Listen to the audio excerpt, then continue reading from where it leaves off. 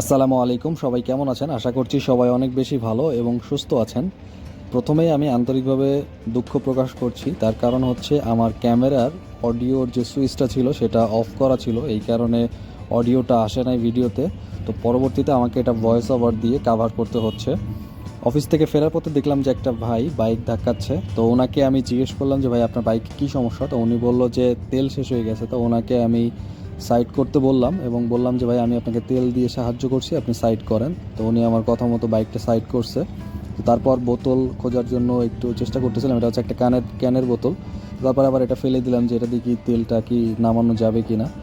আশেপাশে একটু বোতল খুঁজতেছিলাম, এর পাশে একটা ময়লার স্তূপ দেখলাম, এখানেও দেখলাম যে কোনো বোতল নাই।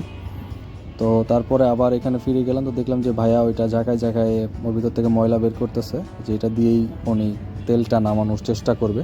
তো দেখা যাক, আমরা আমার বাইক থেকে তেলটা নামানোর চেষ্টা করি। পাইপটা খুলে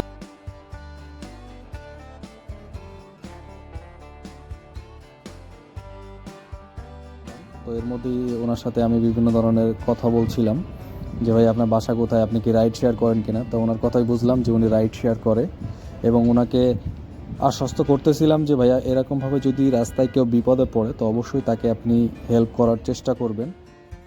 তেলটা প্রায় নামানো শেষ, তো তারপর ওনার বাইকে এটা উনি ঢেলে নিল। তো মোটামুটি যাই হোক, যতটুকু তেল দিয়েছি পুরো একটা বোতল, ওই অতটুকু ক্যানের যে বোতলটা ওটা ফিল আপ করে দিয়েছিলাম যাতে উনি পাম্প পর্যন্ত যেতে পারে। তো তারপরে কমপ্লিট করার পরে দেখলাম যে ওনার একটা হাস্য উজ্জ্বল ফেস।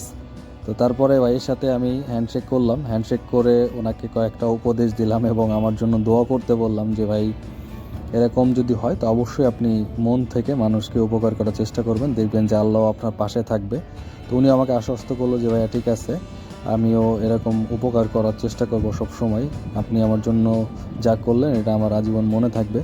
তো তারপর ভাইকে বললাম যে ঠিক আছে, আপনি একটু টেস্ট রাইড দেন, আমি দেখি। তো মাশাল্লাহ ওনার এই যে এখন সুন্দরভাবে চালিয়ে যাচ্ছে। খুশি খুশিটা আসলে দেখতে পারাটা আসলে অনেক বড় পাওয়া, আর কিছু লাগে না জীবনে। তো আপনারাও চেষ্টা করবেন মানুষের পাশে থাকার।